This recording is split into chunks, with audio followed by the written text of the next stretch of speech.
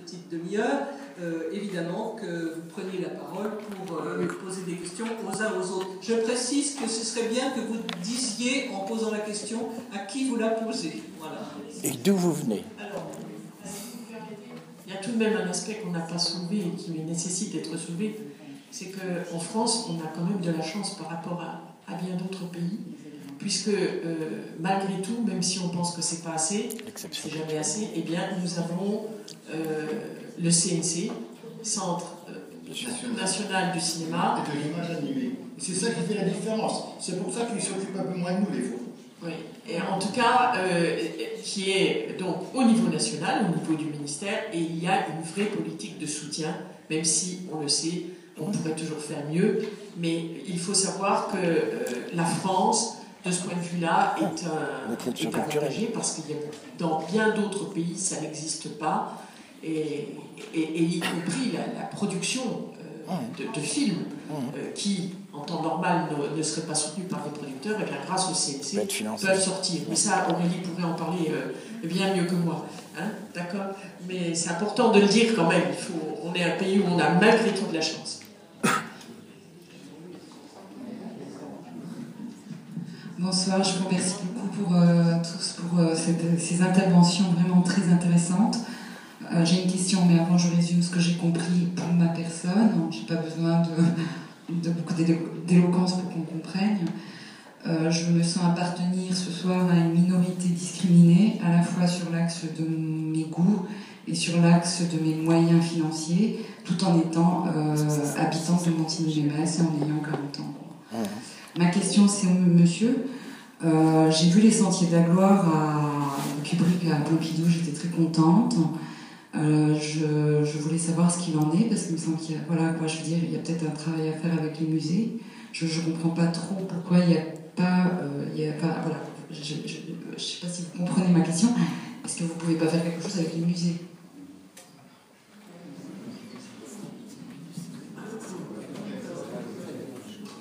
Oui, on pourrait faire des choses, mais quand on fait des choses comme ça avec d'autres organismes, c'est souvent parce qu'on a eu des relations sur d'autres points.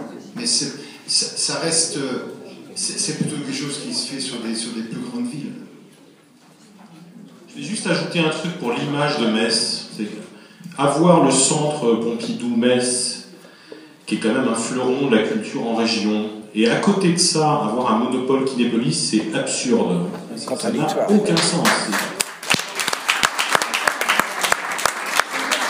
C'est pour ça que la moindre des choses qu'on pouvait espérer, c'est un soutien à l'action culturelle cinématographique à côté du centre Pompidou, quelle que soit la localisation précise, mais pour réaffirmer que le cinéma fait évidemment partie de la culture et que donc il peut nécessiter, légitimer une intervention des pouvoirs publics. Donc voilà, on est aux antipodes de ce choix-là, le choix qui a été fait jusqu'à présent. Michel Lambert, sur le micro. Je voudrais simplement compléter quelques petites choses qui ont été dites tout à fait au début, à savoir qu'on nage dans le paradoxe en ce qui concerne les positionnements des cinéastes et des producteurs, car eux-mêmes, effectivement, lorsqu'ils démarrent, ont besoin de tout un tissu de salle pour que leurs films soient montrés. C'est-à-dire qu'effectivement, ce n'est pas les grands circuits qui les prennent, mais dès lors qu'effectivement ils commencent à avoir un peu de notoriété, ils tiennent tous à rentrer dans les multiplexes. C'est ça le paradoxe de la chose. Et on se retrouve le cul par terre très très rapidement avec ce genre de choses. Je me souviens d'une conversation que j'avais eue avec Claude Miller, qui m'avait dit, moi, le Saint-André-des-Arts à Paris, et je cite le Saint-André-des-Arts qui était quand même pas n'importe quoi, Stéphane peut le confirmer, le Saint-André-des-Arts, je n'y vais pas. C'est trop... D'abord, ça pue. Voilà ce qu'il a commencé par me dire. C'est pas vrai, ça puait pas.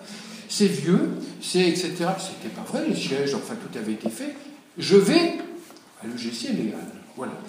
Et de la même façon, effectivement, Claude Miller faisait partie du groupe Détresse, comme Audiard. Audiard ne risque que d'une chose, c'est effectivement d'avoir la plus grande audience possible. On ne peut pas reprocher à un cinéaste de vouloir avoir la plus grande audience possible. Sauf que de temps en temps, il faudrait qu'il réfléchisse aux conséquences. Dessus, je voulais aussi apporter une petite précision en ce qui concernait les assises du cinéma. C'est un peu plus complexe et un peu plus tordu que ça a été énoncé. Il y a sur le marché 350 films à réessayer, voire plus, 380 ou 400. Sur les 400, vous en avez les 4/5 qui font moins de 10 000 entrées, ou 12 000 entrées, quelque chose près. Ça veut dire qu'ils n'existent pas la plupart dans la tête des spectateurs. Or, comme le spectateur ne va plus au cinéma par curiosité, mais sur le désir, il a besoin, y compris sur la réessai, d'une surface médiatique et d'un conditionnement pour y aller. D'ailleurs, les bandes annonces, ils sont pour quelque chose. Alors donc, on nage dans le paradoxe en permanence sur ces choses-là.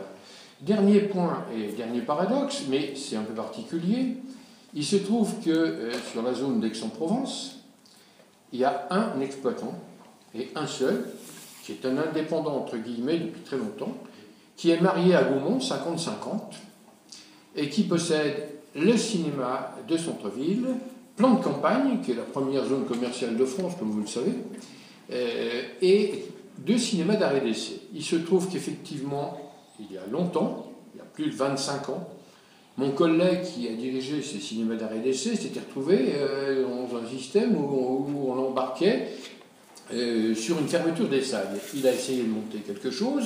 Financièrement, c'était infaisable. Mais il s'est quand même battu pendant 8 mois pour ne pas être racheté par, effectivement, Gaumont indépendant. Et finalement, il a été racheté par Gaumont indépendant. Il y a eu un accord par écrit, fait, destiné, et pendant 25 ans, il est en retraite aujourd'hui, il y a quelqu'un qui a pris le relais et qui ça marche encore. Est-ce que c'est parce que c'est un indépendant allié à Gaumont? Je n'en sais rien. Toujours est-il qu'il a eu les mains libres pour effectivement faire la programmation qu'il entendait, y compris politiquement parlant. Voilà. C'est ça les paradoxes qui existent. J'apporte de l'eau à aucun moulin quand je dis ça. Simplement, je voulais rire Mme Viguier, parce que je suis de Jarny, qu'effectivement, il y a eu un moment, et pour nager dans les paradoxes, où à Jarny, il n'y avait plus de cinéma, où j'avais dit à Henri Beson à l'époque, Henri, il faut transformer la salle des fêtes en cinéma. Il m'a envoyé chier pendant très longtemps. Voilà.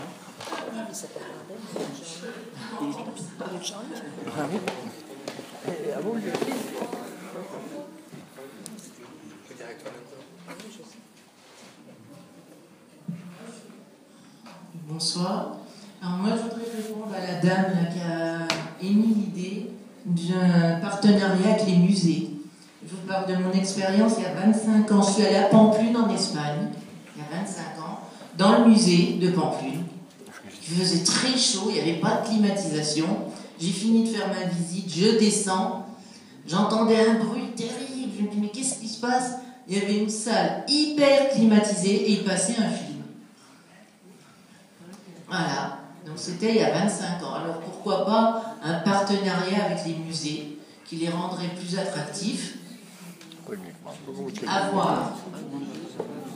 Non, c'est pas une solution. Pardon? Pas une solution forcément les musées. Ça peut être exceptionnel sur un événement, mais c'est tout. Je viens de sortir Love and Friendship de John Huston. J'ai fait 4 entrées, 6 entrées en 3 séances. Quand je sais qu'il y a 8000 signatures, je me dis, il faut du spectateur. Je parle d'un film. Merci d'avoir rappelé que le cinéma français il repose quand même sur un système de financement qui est un système unique au monde, hein, qui permet justement le financement de la production le CNC, mais le CNC finance aussi, évidemment, en tout cas dans un programme qui s'achève maintenant, mais la numérisation des salles participe, ça a beaucoup aidé, notamment les plus petites salles à s'équiper.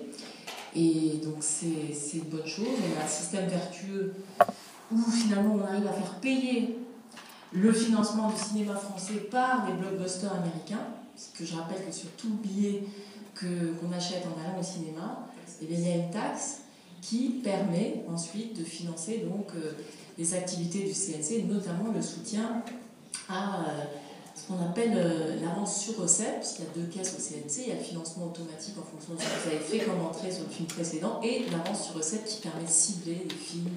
Il y a aussi un financement pour les premiers films ou les seconds films. Donc c'est un système qui fonctionne très bien.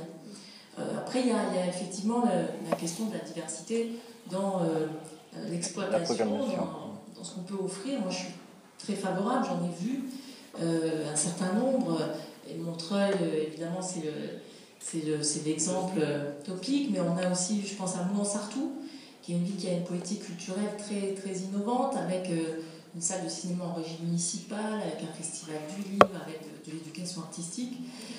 Moi j'avais essayé d'œuvrer pour l'éducation à l'image, pour l'éducation artistique, et en particulier en cinéma, avec une mesure qui était un peu symbolique, qui était la place à 4 € pour les moins de 14 ans, et le seul multiplex qui n'est pas suivi, c'est les polices.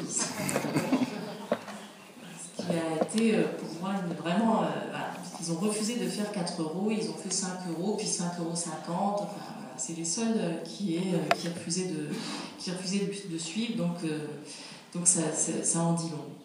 Après, on a aussi d'autres menaces qui pèsent sur le cinéma. Là, on parle de Metz, la ville, mais le conseil départemental a supprimé les 70 000 ou 80 000, je ne sais plus, 70 ou 80 000, qui permettaient de financer collège au cinéma.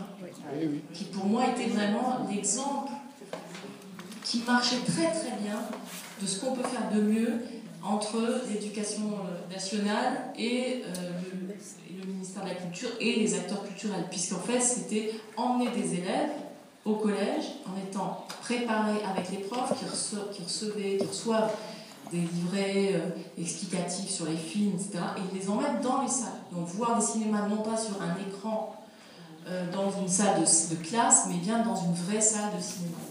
Et ça, c'est un très beau programme qui, heureusement, continue dans d'autres départements de France, mais en Moselle, les financements, c'est terminé parce que le conseil départemental les a coupés.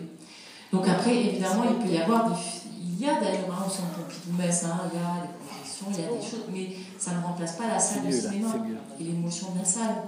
Donc c'est ce que j'avais essayé de faire un petit peu au moment où j'étais au ministère de la Culture, de continuer. Et d'ailleurs, j'avais repris des propositions de Serge Lagauche, du rapport Lagauche, qu'on avait fait passer dans un texte de loi qui était un texte de loi sous la forme un peu de cavalier, avec des amendements qui ciblaient justement la diversité et le soutien aux salles d'art et essai. Dans la loi création la semaine dernière, donc le 21 juin, il y a une mesure qui a été rajoutée à la loi création sous la volonté des parlementaires, qui est justement pour favoriser la diversité dans la diffusion des œuvres. Et donc ça, je pense que c'est extrêmement important et qu'on pourra s'appuyer dessus. Voilà. Merci.